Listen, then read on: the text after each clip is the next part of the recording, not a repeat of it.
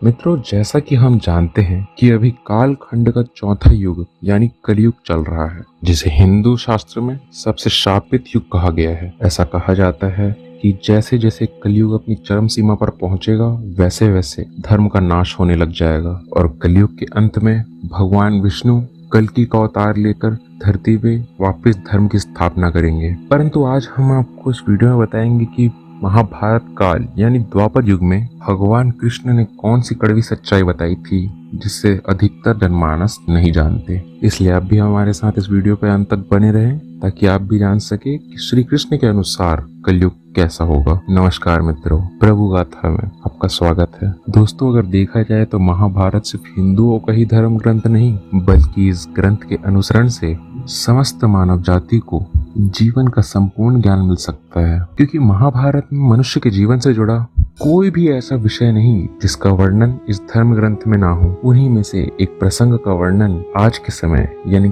कलयुग से जुड़ा हुआ है। महाभारत में वर्णित कथा के अनुसार यह कथा उस समय की है जब युद्ध क्रीड़ा में सब कुछ हारने के बाद पांडव को वनवास जाना पड़ा था। जब पांचों पांडव वनवास जाने को तैयार हुए, तब उन्होंने श्री कृष्ण से कहा, हे वासुदेव, युद्ध में हम सब कुछ अपना गंवाने के बाद हम पांचों भाई द्रौपदी सहित वन को जा रहे हैं, किंतु हम सभी के मन में एक प्रश्न उठ रहा है, क्या आप उसका समाधान कर सकते हैं? पांडवों की बात सुनकर श्री कृष्ण बोले, ये तो इस बात पर निर्भर करता है कि तुम सब मुझसे जानना क्या चाहते हो। हे कृष्ण, जैसा कि आप जानते हैं कि द्वापर युग का अंत अब निकट आ चुका है। कृपया कर हमें बताइए कि इसके बाद आने वाला युग यानी कलयुग की चाल और उसकी गति कैसी होगी और युग के मनुष्य कैसे होंगे। युधिष्ठिर के मुंह से यह प्रश्न सुनकर श्री कृष्ण बोले, पहले तुम पांचों भाई वन को जाओ और जो कुछ भी दिखे वो आकर मुझे बताओ, फिर मैं तुम सभी को तुम्हारे प्रश्नों का जवाब दे पाऊंगा। फिर उसके बाद श्री कृष्ण के कहे अनुसार पांचों भाई वन को प्रस्थान कर चुके। फिर वन में पहुंचने के बाद पांचों भाइयों ने जो देखा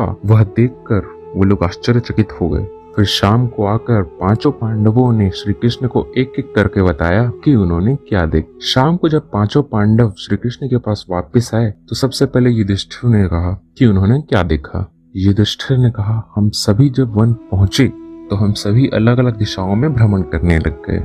तब मैंने देखा कि एक हाथी के 2 सूंड हैं और यह देखकर मेरे आश्चर्य का ठिकाना न रहा। फिर अर्जुन ने बताया कि हे वासुदेव, मैंने एक पक्षी को देखा जिसके पंखों पर वेद की रचनाएं लिखी हुई थी, पर वह एक मरे हुए जानवर का मांस खा रहा था। फिर उसके बाद भीम ने श्री कृष्ण को बताया कि हे कृष्ण, कि एक गाय ने एक बछड़े को जन्म दिया है और जन्म के बाद वो उस बच्चे को इतना चाट रही है कि बछड़ा लहूलुहान हो गया, जिसे देखकर मैं हैरान हो गया कि भला कोई माता अपने बच्चों के साथ ऐसा कैसे कर सकती है। फिर श्री कृष्ण ने सहदेव से पूछा कि सहदेव, तुमने क्या देखा? फिर सहदेव बोली कि हे वासुदेव, मैंने वन में देखा कि एक जगह 6-7 कुएं हैं और आसपास के कुएं में पानी है, मगर बीच का कुआं खाली है। बीच का कुआं गहरा है, फिर भी उसमें पानी नहीं है।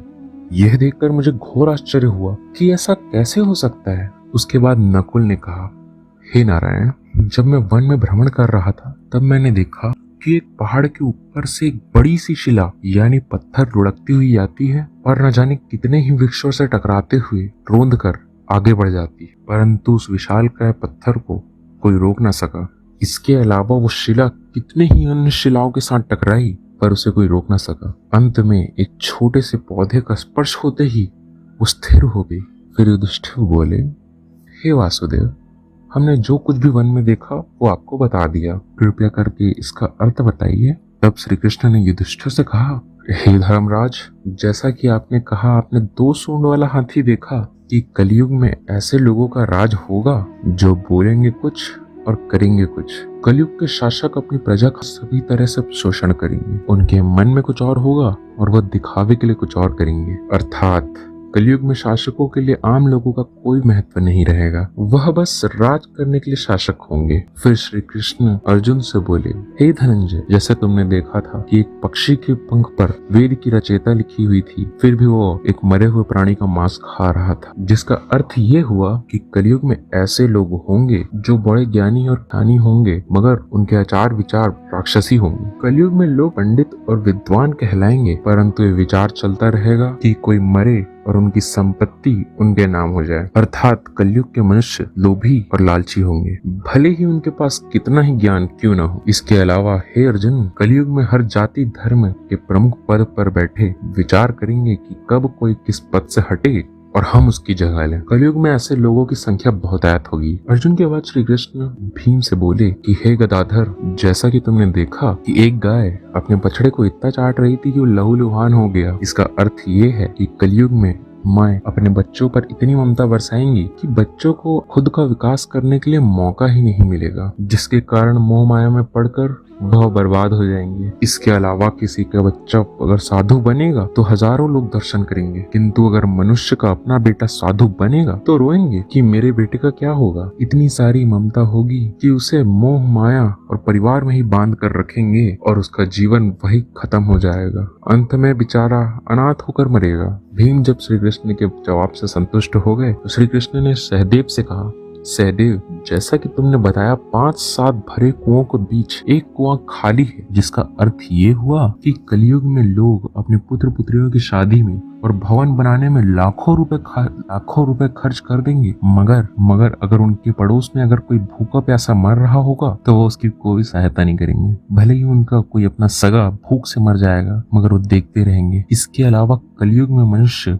मदिरा, मांस, व्यसंग और सुंदरता में बहुत पैसा उड़ाएंगे, किंतु किसी के 2 आंसू पोंछने में उनकी रुचि नहीं होगी। हे सहदेव, मेरे कहने का तात्पर्य ये है कि लोगों के घर में धन के भंडार जरूर होंगे, अनाज के भंडार जरूर होंगे, मगर लोग भूखे मरेंगे। सामने महलों बंगलों में ऐशो आराम चल रहे होंगे, लेकिन पास की झोपड़ी में कोई व्यक्ति भूख से मर जाएगा। श्री कृष्ण की बात सुनकर सहदेव को बात समझ में आ गई। उसके बाद श्री कृष्ण ने नकुल से कहा कि नकुल, जैसा तुमने बताया कि एक पहाड़ से बड़ी सी शिला लुढ़की और वो बड़े बड़े वृक्षों को रौंदते हुए नीचे गई और वृक्षों के तने उस चट्टान को रोक नहीं पाए, परंतु आखिरी में एक छोटे से पौधे से केवल स्पर्श होते ही वो रुक गया, जिसका अर्थ ये हुआ कि कलयुग में लोगों का मन नीचे जाएगा, यानी कलयुग के मनुष्यों का जीवन पतित हो जाएगा। और ऐसे में मनुष्य का जीवन धन की शिलाओं से नहीं रुकेगा, न ही सत्ता के वृक्षों से रुकेगा, किंतु हरि नाम के एक छोटे से पौधे